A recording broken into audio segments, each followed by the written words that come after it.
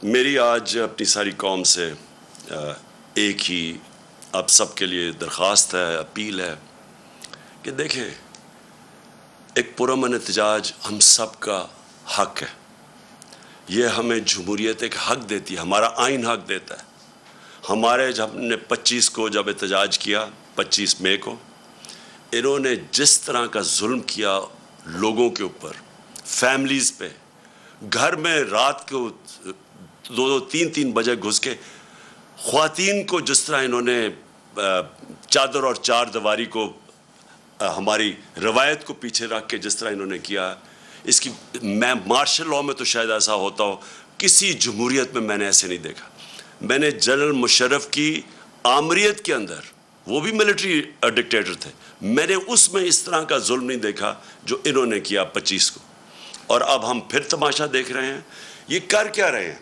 संभाली इनसे मायशत संभाली नहीं जा रही, कीमतें इनसे रोकी नहीं जा रही, बाहर फिर रहे हैं हाथ फैला के। वो इनकी मदद जिस तरह कर रहे हैं, जिस तरह मैंने कहा कि वो कोई भी फ्री लंच नहीं होता, यानी कोई मुफ्त में आपकी मदद नहीं करता, वो कोई ना कुछ आपसे मांग रहे हैं।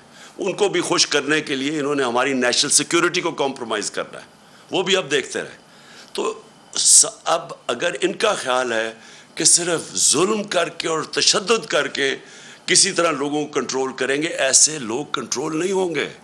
अभी महंगाई जहाँ तक हमें पता है जुलाई में और बढ़नी है, क्योंकि इन्होंने जुलाई में जो LNG थी वो नहीं आ रही। अब इनके पास जो ये समझ रहे थे कि ये बाहर से चीज़ें, ये फ्यूल ख़रीद लेंगे, ये कोयला या LNG, वो इनके पास वो वसाइल नहीं है, क्योंकि कीमतें ऊपर चली गई हैं। लिहाजा मैं आज अपनी सारी कौम को कह रहा हूँ कि मैं 2 तारीख को हफ्ते की शाम को इस्लामाबाद में इंशाअल्लाह एक तारीखी हम करेंगे प्रोटेस्ट, पुरअमन, जो हमेशा हम करते हैं पुरअमन प्रोटेस्ट। हम सारे शहरों के अंदर भी अब लोगों को कह रहे हैं कि प्रोटेस्ट करें। पेशावर, लाहौर, कराची, मुल्तान, कोयटा, जितने हमारे बड़े शहर हैं उधर भी हम प्रोटेस्ट कर रहे हैं, और हम यहाँ परेड ग्राउंड पे करेंगे। मैं ये चाहता हूँ कि एक ज़िंदा कौम बन के हम सारे इन प्रोटेस्ट में शामिल हों। हम तोड़ फोड़ ना करें, क्योंकि अपने मुल्क को ही नुकसान पहुँचता है, लेकिन पुरअमन एहतजाज हम सब करें बताने के लिए कि एक जमहूरियत में ये हमारा हक है और हुकूमत का फ़र्ज़ है कि वो लोगों की आवाज़ सुने। हुकूमत डंडे से कभी भी जमहूरियत नहीं चलती। हुकूमत अगर डंडे बरसाएगी और टेयर गैस करेगी, जमहूरियत ऐसे नहीं चलती। जमहूरियत चलती है इखलाकी कुव्वत से, जिस्मानी कुव्वत से जमहूरियत नहीं चलती। वो डिक्टेटरशिप चलती है, वो बादशाह से चलती हो। जमहूरियत चलती है इखलाकी कुव्वत से। इस गवर्नमेंट को बताना पड़ेगा कि क्या तरीका है इनका, इस कौम को जो एकदम आपने ये साजिश करके इन्होंने सबसे पहले पाकिस्तान में एक सियासी बुरान पैदा किया। श्रीलंका के अंदर पहले माशी बुरान आया, फिर सियासी बुरान आया। पाकिस्तान के अंदर पहले सियासी बुरान पैदा किया गया साजिश करके, जब मुल्क बिल्कुल ठीक चल रहा था। हमारी पूरी प्लानिंग हुई थी, जिस तरह मैंने कहा, हमने रूस से तेल लेना था, हमने हिंदुस्तान की तरह अपने लोगों के ऊपर बोझ नहीं पड़ने देना था जो दुनिया आलमी मंडी में तेल महंगा हुआ है। हमारा पूरा प्लान बना हुआ था। इन्होंने पहले, हमारी गवर्नमेंट पहले साजिश की, डिस्टेबलाइज किया मुल्क को, बुरहान पैदा किया, उसके बाद ये माशी बुरहान आया और ये अब इनके कंट्रोल में नहीं है।